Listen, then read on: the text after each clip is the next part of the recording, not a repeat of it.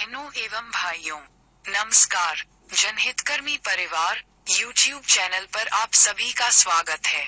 इस चैनल पर आपके लिए हम सदैव स्वस्थ एवं ज्ञानवर्धक कहानियाँ प्रस्तुत करते हैं।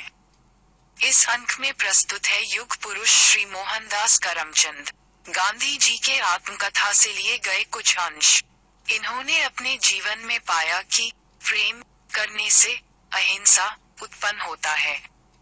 अहिंसा से ही सत्य अर्थात जनहित की प्राप्ति होती है और सत्य अर्थात जनहित से ईश्वर का साक्षात्कार होता है। आपको अपने जीवन में प्रेम, अहिंसा, सत्य अर्थात जनहित और ईश्वर के संबंध में क्या अनुभव प्राप्त हुए हैं, कमेंट बॉक्स में जरूर लिखेगा। कृपया इस वीडियो को लाइक, शेयर तथा सब्सक्राइब करते हुए बेल आइकन ऑल को ऑन करें, जिससे कि आगे आने वाले सभी वीडियो के नोटिफिकेशन आपको समय पर मिलता रहे। प्रस्तुत है गांधी वृत्तांत उनकी ही कलम से। मुझे तो किसानों की हालत की जांच करनी थी। नील की कोठियों के मालिक गोरों के खिलाफ जो शिकायतें थी, उनमें कितनी सच्चाई है ये देखना था। इस काम के सिलसिले में हजारों किसानों से मिलने की जरूरत थी, पर उनसे इस प्रकार मिलने के पहले नील के मालिकों की बात सुन लेना और कमिश्नर से मिलना मैंने जरूरी समझा।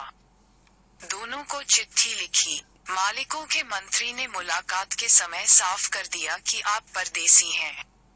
आपको हमारे और किसानों के बीच में दखल नहीं देना चाहिए। फिर भी अगर आपको कुछ कहना हो तो मुझे लिख कर बताइएगा। मैंने मंत्री से नम्रता पूर्वक कहा कि मैं अपने को परदेसी नहीं मानता और किसान चाहें तो उनकी हालत की जांच करने का मुझे पूरा अधिकार है। कमिश्नर साहब से मिले। उन्होंने तो धमकाना ही शुरू कर दिया और मुझे आगे बढ़े बिना तिरहुत छोड़ देने की सलाह दी। मैंने साथियों को सब बातें बताकर कहा कि जांच करने में मुझे सरकार रोकेगी ऐसी संभावना है और जेल यात्रा का समय मैंने जो सोचा था उससे जल्दी भी आ सकता है। अगर मुझे अपने आप को गिरफ्तार करना ही हो तो मुझे मोतिहारी और मुमकिन हो तो बेतिया में गिरफ्तार करना चाहिए और इससे जहां तक जल्दी मुमकिन हो वहां पहुंचना चाहिए। चंपारण तिरहुत कमिश्नरी का एक जिला है और मोतिहारी उसका सदर मुकाम। बेतिया के आसपास राजकुमार शुक्ल का घर था और उसके आसपास की कोठियों के किसान सबसे ज्यादा कंगाल थे। उनकी दशा दिखाने का राजकुमार शुक्ला को लोभ था और मुझे अब उसे देखने की इच्छा थी।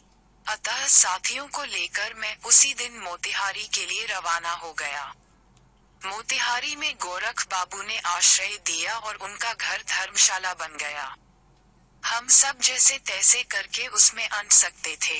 जिस दिन हम सब पहुंचे उसी दिन सुना कि मोतिहारी से कोई 5 मील दूर एक किसान रहता था। उस पर जुल्म हुआ था। ये तय हुआ कि उसे देखने को मैं धरणीधर प्रसाद वकील को लेकर सुबह जाऊं। हम सवेरे हाथी पर सवार होकर निकल पड़े।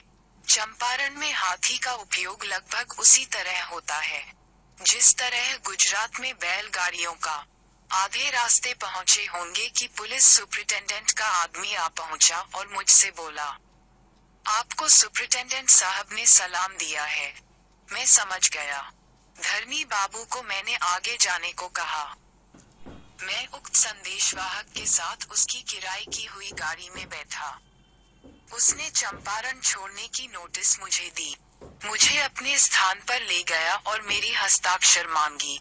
मैंने जवाब लिख दिया कि मैं चंपारण नहीं छोड़ना चाहता और मुझे तो आगे बढ़ना है और जांच करनी है। चंपारण छोड़ देने का हुक्म न मानने के कारण दूसरे ही दिन अदालत में हाजिर होने का समन मिला। सारी रात जागकर जो पत्र मुझे लिखने थे वे लिखे और जो जो सूचनाएं देनी थीं, वह ब्रिज किशोर बाबू को दी।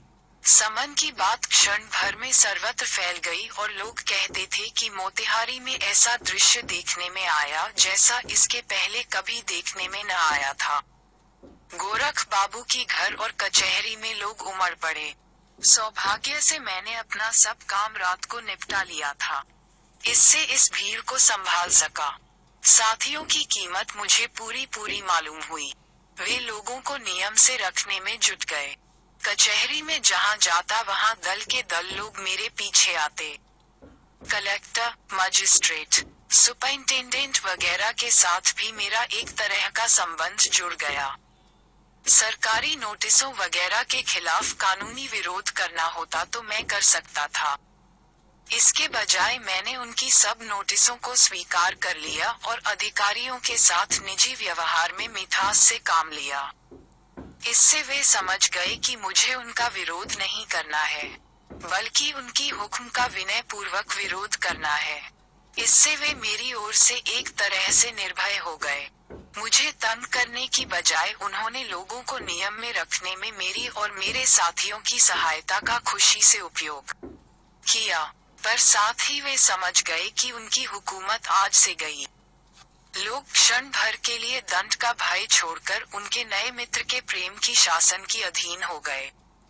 याद रहे कि चंपारण में मुझे कोई पहचानता नहीं था। किसान वर्ग बिल्कुल अनपढ़ था। चंपारण गंगा के उस पार ठेठ हिमालय की तराई में नेपाल के निकटस्थ प्रदेश है, यानी नई दुनिया ही। यहाँ ना कहीं कांग्रेस का नाम सुनाई देता था, न कांग्रेस का कोई सदस्य दिखाई देता था। जिन्होंने नाम सुना था वे नाम लेने या उसमें शामिल होते डरते थे। आज महासभा, कांग्रेस के नाम बिना महासभा ने और महासभा के सेवकों ने प्रवेश किया और महासभा की दुहाई दी। साथियों से मशवरा करके मैंने निश्चय किया था कि महासभा के नाम से कोई भी काम ना किया जाए। हमें नाम से नहीं बल्कि काम से काम है, कथनी नहीं करनी की जरूरत है। महासभा का नाम यहाँ अप्रिय है।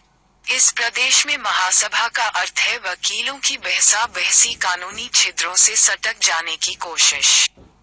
महासभा की माने है बम गोला, महासभा के माने हैं कथनी और करनी, और ये धारणाएं सरकार और सरकार की सरकार नीले गोरों की थी। महासभा यह नहीं है, वह महासभा दूसरी ही चीज है। ये हमें साबित करना था। इसीलिए हमने महासभा का नाम ही कहीं न लेने और लोगों को महासभा के भौतिक शरीर का परिचय न कराने का निश्चय किया था। हमने सोच लिया था कि वे उसके अक्षर को ना जानकर उसकी आत्मा को जाने और अनुसरण करें तो काफी है। यही असल बात है। अतः महासभा की ओर से गुप्त या प्रकट दूतों के द्वारा कोई भूमिका तैयार नहीं कराई गई थी। राजकुमार शुक्ल में हजारों आदमियों में प्रवेश करने की शक्ति नहीं थी। उनके अंदर किसी ने आज तक राजनीति काम किया ही न था। चंपारण के बाहर की दुनिया को वह जानते नहीं थे। फिर भी उनका और मेरा मिलाप पुराने मित्रों सा जान पड़ा। इससे मैंने ईश्वर का, अहिंसा का और सत्य का साक्षात्कार किया। ये कहना अतिशयोक्ति नहीं है, पर अक्षरशः सत्य है। इस साक्षात्कार में अपने अधिकार का विचार करता हूँ तो मुझे लोगों के प्रति प्रेम के सिवा और कुछ नहीं मिलता। प्रेम अथवा अहिंसा में मेरी अचल श्रद्धा के सिवा और कुछ नहीं। चंपारण का ये दिन मेरी जिंदगी में ऐसा था जो कभी भुलाया नहीं जा सकता। यह मेरे लिए और किसानों के लिए उत्सव का दिन था। सरकारी कानून के अनुसार मुझ पर मुकदमा चलाए जाने वाला था, पर सच पूछिए तो मुकदमा सरकार पर ही चलाया जा रहा था। कमिश्नर ने जो जाल मेरे लिए बिछाया था, उसमें सरकार को ही फंसा दिया।